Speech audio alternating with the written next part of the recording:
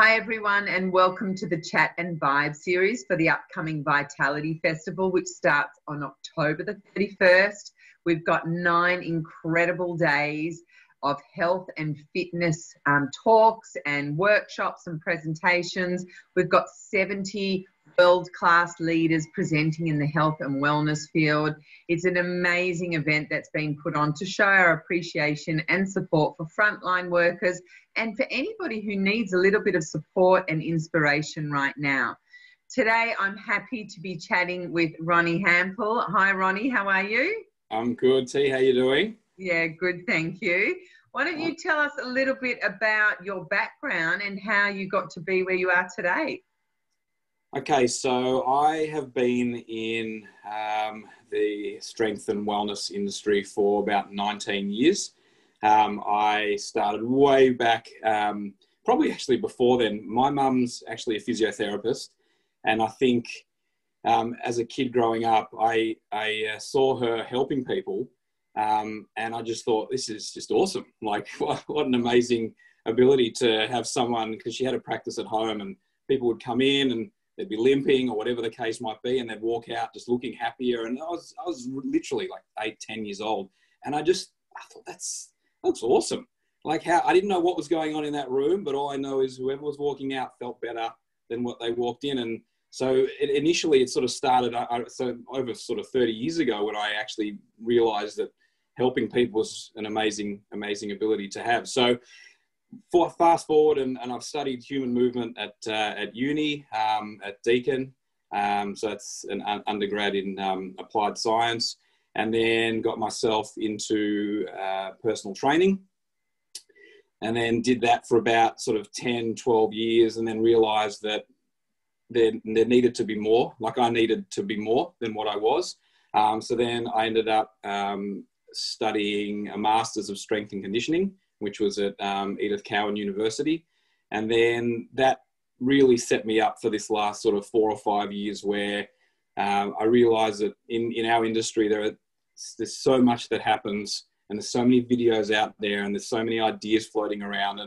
And I guess if you're going to give someone some information, you really have to understand the reason behind what you're saying. It's one thing to have an opinion, but it's very important to have that backed up with your own personal experience, but also what's happening in the research and what's really actually happening out there that's going to make a difference. So I think that was really what one of the biggest benefits of doing that master's course was.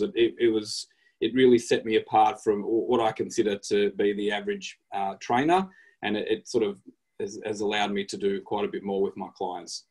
So, and that's what I'm, yeah. So that, and it, you know, for me as well, it's always been about obviously helping others, and as you learn more and you study more, obviously it gives you an opportunity to help others in a more enlightened way and understanding. Fabulous. And so during this time, with everything that's been going on with COVID, you know, a lot of people are being challenged. I know I've seen a lot of extra people with pain and neck pain and all sorts of physical ailments. What have you seen at the moment since COVID's been going on? I made a pact with myself very early on that I wasn't going to let the circumstances stop me from training people. My clients are very dear to me. Obviously, they've put me in a position where I am now.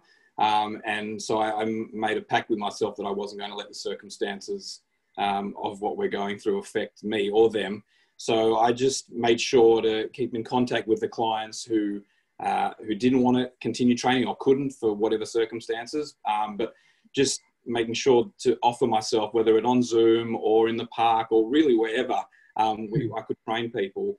And then when lockdown 2 happened, or this recent one, I just realized that if I didn't make a real effort to keep seeing my clients, that I was going to lose touch potentially with a lot of them. So I was very, very lucky that I got a special dispensation to be able to train people at their home. Mm-hmm. So I've been able to stay in contact with a lot of my clients. And the reason being that a lot of my clients have got injuries that might otherwise have burdened other medical practitioners. And that's how I was able to get my dispensation.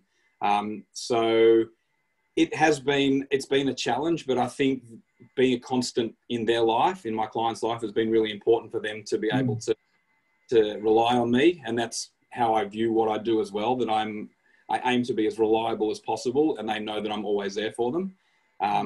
And so I know there's been a lot of people struggling, and it's been really hard. And so I'm thankful that I've been allowed to continue doing what I do, because it's allowed my clients to feel better, and not then having to go to their physios or doctors or other medical practitioners that they may have otherwise needed to use. So it's a bit of the way I see it. It's a bit of a skewed look, because I have had the chance to see everyone, and keep in contact with my clients. But I understand it's been awful for a lot of people, and I feel very hard for a lot of business owners and a lot of gym owners, and and people that otherwise love to go to the gym or do a cycle class, whatever it is, that haven't been able to do it, and it's tough. It's been really. It sounds to me like you just don't offer physical help. It sounds like you're really there guiding and educating and inspiring your clients as you go. And like you said, you've been there, you've been that person that your clients can count on. And I think that's really important during these times, because there's such uncertainty. People have lost their foundations, they've lost their stability. And I think finding somebody in their life, no matter who it is, whether it's friend or family, whether it's, somebody who's their trainer or whoever it is, somebody that they can count on to sort of be showing up all the time. I think it's a real service and really what people need to find in their lives at the moment. 100%. I think I go back to my undergrad, where I studied about 10 or 12 subjects of psychology. And I actually wanted to be a sports psychologist. So I always knew that, I wanted to help. I just didn't know in which capacity. So I think drawing back on a lot that I learned through that as well. Everyone's going to have their ups and downs, but I think if you can be, especially as a trainer or a coach, if you're reliable and you offer that ability for someone to say, just text message me if you need me. And even for my clients that I haven't been seeing, and, it didn't matter. Like, I just wanted to make sure that I would check in, go, how you doing? Just message me. If you want to jump on a Zoom, just come on. If you've lost your job or whatever, it doesn't even matter. Just tell me and, come in, do a session. It's more about being there for people. And I think now, especially during this time, it had to be about that, because people will always remember what you've done for them, especially in hard times. And I really wanted to make that available to all my clients, because I just knew that, I've got a range anywhere from school kids through to their 70s, but no one's winning here. There's everyone's finding it tough. So if you can just be there for someone, even if it's just a text message to say, I'm just checking in to see you're okay, I think that's what I really wanted to make sure I did. So I'm fairly proud of myself for doing that. And I think my clients, I always joke that, and I know that quite often, some clients love gym, some of them don't love gym, but they turn up because they know. But everyone was happy to see me, and I said, "It's such, this is new, this is refreshing." Finally, I got everyone's happy to see me. No one's cancelling their sessions. Everyone's happy to see me. I'm like, what a shame this had to happen for everyone to be happy to see me. But it's been fun for me that firstly I've had the opportunity to still see people, because I know, again, there are a lot of people out there haven't had that connection face to face. So I feel very blessed that I was given that opportunity to do that. So it's been a wild ride, but I'm thankful for what I've had. It's incredible. And I guess I want to make mention to the teachers actually at the moment, because, teachers have been around for all of our kids during this time, no matter what adversities, and they've been thrown, so many challenges, and they've all had to pivot. And really, I sort of really praise them through this whole thing, because every day they're there for my kids. I mean, my kids are not so excited to see their teachers like your clients are excited to see you. But, just having them there, that reliability, that they're there for them, and they show up every day, and, the kids check in. I think it's really important for everybody to find someone in their life that they've got to check in with. And like you said, for those people who are a bit stronger, to offer that to other people who really need that. Yeah. 100%. I think, yeah, no, definitely. I mean, I've, as we were just discussing, I've got 4 children, all primary school aged, and, you know, it's been quite hectic at home. And so, but it's all about accountability again, for everything. Like for them to know that the teacher was there, for my clients to know that I'm there, just there. And even if they don't need you, or the, you know, the kids didn't need the teacher at that moment, it's just nice to know that someone's there, that's got your back, that's there, that's prepared to help you. And I think, I mean, we all need that, don't we? Absolutely. These circumstances, obviously more than ever, but you know, I think it's nice to know that someone's there for you. Yeah, absolutely. And tell me, Ronnie, what growth opportunities have you seen in your own life? You know, what's arisen for you during this COVID time? I guess it's a great question. I guess for me, I pride myself on being there for people and being reliable and to be positive as well. Always positive, so that my clients will never know that I'm in a bad mood, or if I've had a bad day, I will never let them know that, because they're coming to me for inspiration and for knowledge and understanding. So I realize that if and it's been hard for a lot of people, but I set myself to just get through this, and I wasn't going to let the situation beat me. So I think I always felt like that I'm fairly mentally strong, and that when there's a task at hand, that I will do it because it needs to be done. And I think to me that I've proven that I can get through. If I can get through this, then, well, I'm capable of doing anything. And so I think for me it's been great. I think also, obviously, having the responsibility of being a father of 4 kids, showing them that, you know, no matter what happens in life, you know, even when times are bad, you just have to find a way to get through. And for me, setting a good example for them I take that very seriously. So that even though they were like, oh, can we go and play footy? And my wife would say, oh, Dad's got to go off, you know, he's got to go and train people, he's got to on a Zoom, that hopefully somewhere, no, they don't, I wouldn't expect them to understand now, but maybe one day when they're choosing their careers, or they're thinking about, you know, when times are tough, that they've got something a little bit deeper to dig into, that they know they can do it as well. So, I mean, that's probably been the biggest growth for me, is just to know that under these circumstances, I've been able to push through and keep my clients happy and healthy. And in the process, that obviously makes me happy. Yeah, fantastic. Yeah. And at the festival, the Vitality Festival, you're holding a session on finding the source of and easing your muscular and joint pain. Tell us a little bit about what people might experience if they're coming to your workshop.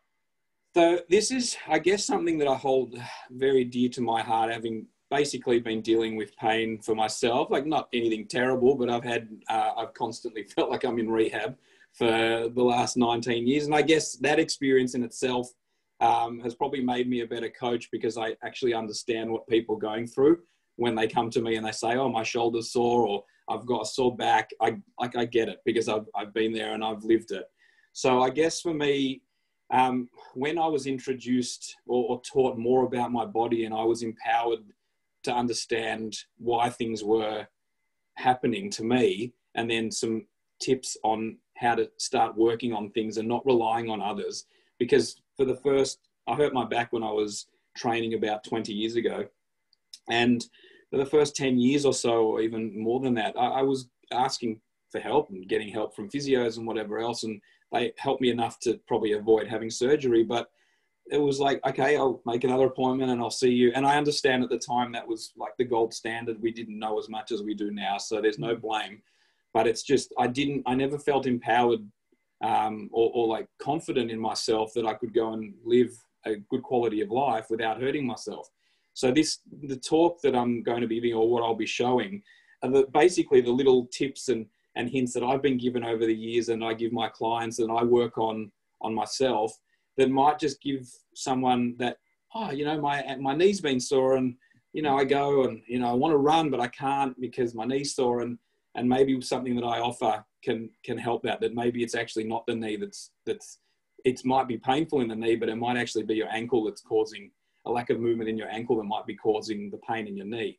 So even that, even just to give someone a glimmer of hope to think, oh, well, maybe I might cue into this one and see what Ronnie has to say, because, you know, I really wanted to go back to play tennis, but my shoulder's sore, and maybe there's some element that he can help me with. And that's, I think, over the years, because I've been, as I said, in doing rehab on myself for too long to remember, there's a lot of things floating around in here that I want to get out and sort of and offer ideas to. And that's why I asked for the pen and pad as well, because you're going to write things down, like where you find things are sore, and then it might be something, and I'd sort of highly recommend that when whoever turns up finds something that isn't right, that they then take that to their practitioner, whether it's a physio or osteo or whoever, and say, I realise that this is a bit sore, can we check on what could be the underlying source, as opposed to just treating what is sore?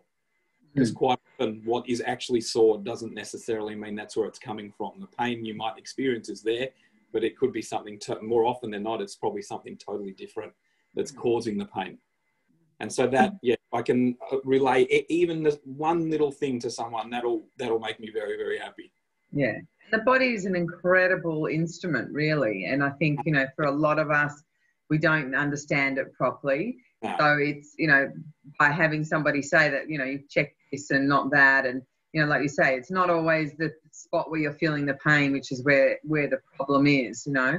And I know particularly for our frontliners who are working really long hours, and even for people who are working at home, you know, people seem to be working longer hours and sitting. I know I've never sat so much in my life, you know. Right. I actually just put beside me one of those little mini trampettes. I went and bought one of those so that in between my sessions I can bounce for 5 minutes. Brilliant. Just to get things moving. Yeah, no, I think obviously anything that encourages people to feel better about themselves and to realise, especially with the frontline crew, that, you know, they're doing such an amazing job and working so hard, and there at some point, like if you're not feeling great about yourself physically, if you're in pain, then how can you really take care of others? You know, like even if your heart's in it, it's very hard. And I know, like I've been through stages where I was in pain and I was training other people, but then I just didn't even have the ability to train myself because I didn't have that mental capacity I was just in pain. I was sick of being in pain and I didn't know how to get better. And so just to tell someone that, you know, here's something that it might help. I'm not going to guarantee anything, but it's that at the end of the day, if you can start the ball rolling and start getting some movement back and some confidence. And then obviously, not that I'm biased, but I think everything comes back to being strong. And what that is a whole nother story, like what strength is. But it's really, it starts with understanding your body and then trying to iron out the issues, what I call red flags, at least addressing them, understanding what they are, and then trying to get them improved so that then you can start building a foundation of strength that, you know, in 2 years' time won't break down because you've laid over the cracks that were there. And that's really what this is about. It's about making sure that you go, okay, identify something that's sore, if it's your knee, and then going, right, why is that happening? And then, you know, hopefully there's no structural issue. It just might be pain for tightness, because of tightness. And then why is that happening? And then working backwards from that and then sorting that out so that hopefully as you start getting stronger as well, you won't end up going 2 steps forward, 1 step back, which has basically been the story of my life for as long as I can remember. But it's good because that's why I feel like that's why I wanted to do this talk, because I feel like there's been so much frustration around my own body for so many years. And then when you get these little wins, it does elevate your mind to another place and allow you to accept more and believe more. And I think that's a big thing when people are in pain as well. It's crushing. It can be crushing. And especially in these times that we're dealing with as well, like pain will be exacerbated even more. So I think if I can offer just a little bit of hope, and try and identify something that then again they can work with a little bit and then take to a practitioner and work more and then get that system started, I think hopefully that will be really good to talk about. Oh, I think that's fantastic. And I think the reminder to everybody is to really look after yourself. You know, 100%. we're a much better version of ourselves when we're not in pain. And especially for those of us who are looking after other people, it's really important for everyone to listen to what Ronnie said, that you need to take that time for yourself. And if you've got that pain, you know, sometimes pain can be our best teacher in life. Yeah. So Yes. it's learning how to really tune into it and see what it's trying to tell you, rather than just saying, I've got to push it away and take Correct. 10 more tablets of this and 10 more tablets Correct. of that. It's worthwhile really having a look inside of you and what's going on that's contributing to that pain. Definitely. And I think that's the biggest thing. I know when you're in a giving industry and you forget about yourself, but it's like when you're on an airplane and they say, like, you put your mask on first before you help others. Like, it's such a simple thing, but they're right. Like, how can you help anyone if you're running out of oxygen? So here, if you're in pain, as much as you're in your heart, you want to give, like, it does mentally play on you after a while. And if you're not at your best, then how can you then help someone else to be at their best?